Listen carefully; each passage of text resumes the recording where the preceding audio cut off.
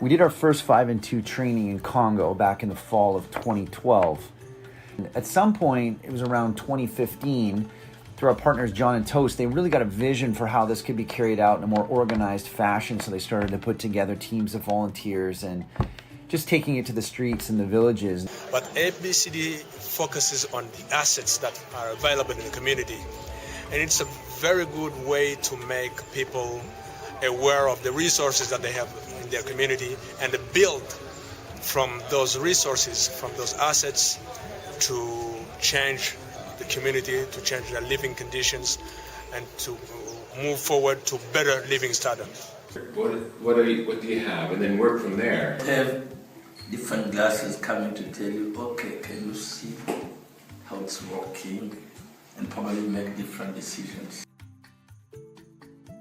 And so now, this past trip, we realized, and this is getting some traction, we kept stumbling into communities where the effects of our training are being seen. We happened to be out in Kikwit, out in the countryside, and there's a once-a-week flight that goes back to the city, and we had missed it. The plane had been commandeered by the military or the government, and we ended up having to make this 12-hour drive back to Kinshasa. So we're about halfway there. We stopped in this town of Kenge, and there was a church community there. They'd heard we were coming through, so they had prepared some bananas and some peanuts, and we sat under the tree, as you do in Africa, and we got chatting.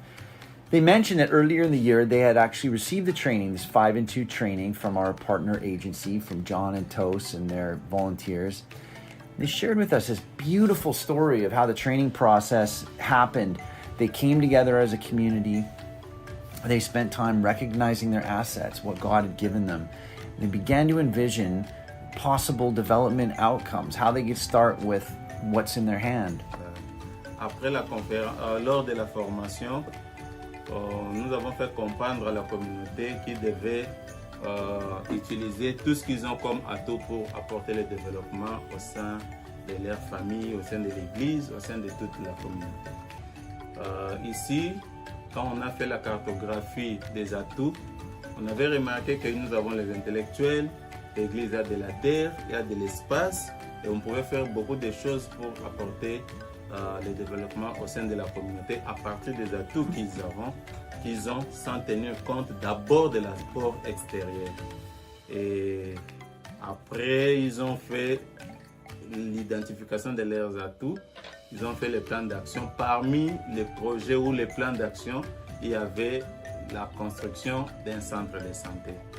Alors, les mois sont passés, nous sommes repassés ici pour voir ce qui a été fait à Kenge, et nous sommes dans la joie de voir que les plans d'action tels parmi qu'ils avaient arrêté pour commencer, au moins le centre de santé est là. Kenge, c'est une nouvelle cité où ça a eu la structure d'une ville, ça ne fait pas longtemps.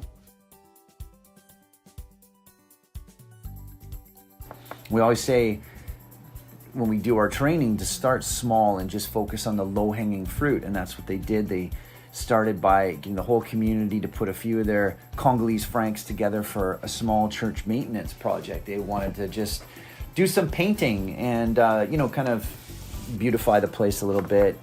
They fixed up some of the instruments, and they began planning around a future roof renovation. So that was a good start. The bigger outcome that they turned their attention to next was as they looked at their assets, they recognized that in a church of really all subsistence farmers, they had something unique, and that was 4 guys that were trained as nurses. And one of these nurses, in fact, had a bunch of medical supplies. He'd picked them up from various locations where he'd worked in the past, stethoscopes, different instruments, and even a microscope. They also had a building near the church that was being used as a guest house. So the next community work involved fixing up this little hut and turning it into a medical center.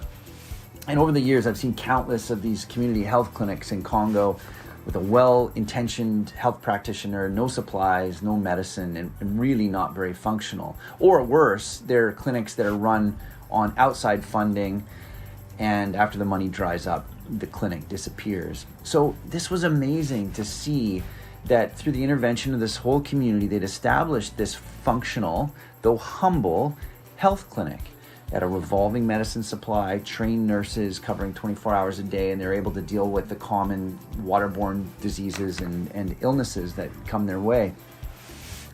They even had this small solar panel outside. They had it wired to a battery, and it was powering both the microscope and their computer that they were using for their administrative needs. It was all very impressive. And probably the most remarkable thing for me was just the passion and the vision that came out of these guys. And it was because they owned it. The community owned this project. They had skin in the game. They had invested in it, and they were proud of it. So looking forward, they had this vision for the future. They haven't even been in this a year, and they've already marked out this piece of land adjacent to the clinic, and they want to upgrade. They're recognizing as they look around in the community, there's no health clinics around, and if they can kind of provide a few more services and upgrade their facility, they can reach more and more people in the neighboring villages. So that's their plan. And it's so often what we see happens with these projects when they're asset-based, and they're driven by the local community, and they're starting with local vision. That's just the launch pad for all kinds of future endeavors.